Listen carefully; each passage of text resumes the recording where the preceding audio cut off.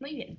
Entonces retomemos nuestro ejemplo de cuando utilizamos integración por partes. Entonces ya habíamos quedado en el video anterior que si tenemos una integral de x a la x de x, primero revisábamos, ¿verdad? Tipo de integral o tipo de método, si lo quieren ver así.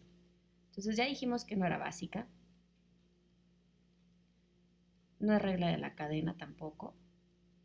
Entonces nos queda solamente, hasta ahorita, ¿verdad? Porque siempre se ven en este orden, nos queda integración por partes. Y cuando hablamos de integración por partes, entonces tenemos que revisar. La fórmula dice que un integral de u de b tiene que ser igual a u por b menos la integral de b de u. Básicamente, más allá de tenernos que aprender esta fórmula, ¿verdad? Yo no soy mucho de aprendernos fórmulas, entonces otra forma de verlo, independientemente si te gusta o no aprender fórmulas, es darnos cuenta de qué es lo que nos está pidiendo la fórmula. Si nosotros nos vamos por la fórmula que decimos, hay una u, pero esa u va a aparecer aquí tal cual, pero también en la otra parte de la integral aparece como derivada. Entonces, básicamente va a haber algo que está dentro de la integral que tenemos que derivar. Hay algo que se tiene que derivar, es decir, hay una u que voy a tener que encontrar cuánto es u de u. Pero también por otro lado tenemos un de b que ya no vuelve a aparecer. Lo que aparece dentro de sus procesos o dentro de la fórmula es solamente una v. ¿Qué quiere decir? Que si nosotros tenemos algo dentro de esta integral, como lo que nos aparece en realidad es un db, pues para llegar de db a b, lo único que tenemos que hacer pues es integrar. Y al integrar el diferencial de b, pues encontramos el valor de b. Y en ese aspecto, si te fijas, el resultado es derivar e integrar. Y una vez que derivas e integras, al final de cuentas lo único que tienes que hacer es multiplicar a u por v y luego restarle la integral de b por du, recordando que esta es una parte que todavía te queda por integrar. Entonces, si nosotros analizamos a x y a la x, tenemos que preguntarnos, tengo las dos opciones, lo puedo derivar, déjenme lo pongo en el color que es. A las dos las podemos derivar y a las dos posiblemente también las pueda integrar. Entonces ahora la pregunta es, ¿cómo escojo?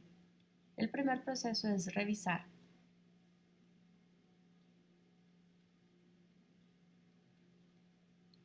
un orden, ¿verdad? Que lo llaman late normalmente para los que les gusta memorizar formas, y nos dice que si vamos a derivar, primero, si hay un logaritmo, lo escojamos. Si no hay logaritmos, entonces nos vamos por las algebraicas o las potencias, las x. Si no tenemos algebraicas, entonces siguen las trigonométricas y finalmente escogemos a las exponenciales. Pero la pregunta es, ¿y este late de dónde salió? Entonces, igual, si tú no eres muy bueno para recordar ciertas reglas, entonces lo único que tienes que hacer, que es de donde salió esto, es analizar y decir, bueno, si derivo a x, ¿cuántas veces lo puedo derivar? Entonces la derivada de x es 1. Si derivamos x es 1. Y la derivada de 1 es 0. Entonces en realidad solamente puedo derivar dos veces. Pero si lo integro, va a ser un x a la 1, integrado nos queda x cuadrado sobre 2, y luego x cúbica sobre 3 multiplicado por el 1 medio y luego 1 medio por 1 tercio de x cuarta sobre 4. Entonces en realidad un x a la n pues tiene infinitas integrales, es decir que si decidimos integrarlo nunca acabaríamos. Si nos vamos por la exponencial, pues una e a la x, ya vimos que la derivada de la x es e a la x, entonces si lo sigo derivando es e a la x y a la x y a la x y así sucesivamente, entonces otra vez puedo derivar muchísimas veces o infinitas veces. Y si lo integramos, pues como es simplemente, acuérdense que va separado, es la pura integral del, y yo escogiera puro e a la x de x, entonces en este caso, pues también diríamos que tenemos infinitas integrales para el e a la x. Entonces en este caso, si te fijas, la pregunta es ¿quién me restringe? Y si nosotros vemos el que me restringe a que no haga tantas partes de la integral, pues es que derive a la x. Por eso te dice, primero los logaritmos, no tenemos logaritmos. Después las algebraicas, x es algebraica. Entonces aquí tenemos que derivar, derivamos a x y por lo tanto integramos al e a la x, que siempre lleva su diferencial. Acuérdense que cada vez que derives va a haber un dx aquí que se va a absorber acá. Entonces, por eso normalmente tratamos de no ponerlo porque va adentro, va implícito en el proceso. Entonces, ya una vez que estamos ahí, es decir, ya acabamos de decir que hay que derivarlo y que hay que integrarlo. Entonces, la derivada de x, ¿verdad? Su derivada es 1 y la integral de e a la x, pues es e a la x. Y siguiendo el patrón, entonces multiplicamos y nos quedaría x por e a la x y tenemos que restarle la integral del e a la x por 1, que es e a la x, y este 1 es una derivada, entonces es un dx en realidad. Y nosotros ya sabemos que la integral de esta ahora sí es una básica. La integral de e a la x es e a la x, entonces el resultado es x a la x menos e a la x más c. Y así ya llegamos al resultado.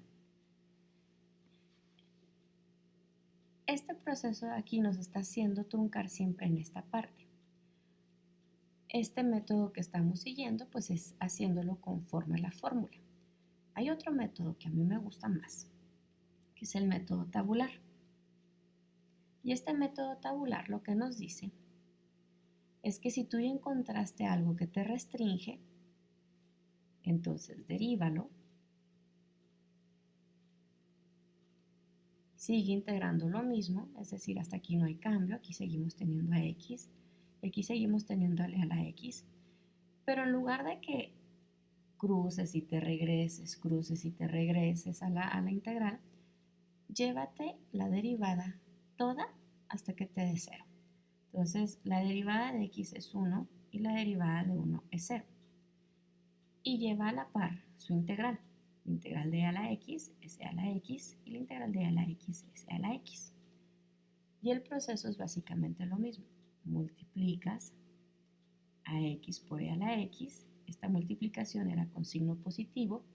Y en el que sigue, tú vuelves a multiplicar. Pero como de este lado jalaste un menos la integral de aquí para acá, entonces ya hay un signo. Entonces en el que sigue, multiplicas con signo negativo. Y por eso el resultado te quedaría, lo voy a poner con color azul, con signo positivo, x e a la x, y con signo negativo, 1 por e a la x, que en realidad nada más lo estoy poniendo para hacer mucho énfasis, pero si te fijas el resultado pues es básicamente x e a la x menos e a la x más c. Y te ahorras este proceso de estar haciendo por parte porque ya está intuido dentro de este método que se le llama el tabular.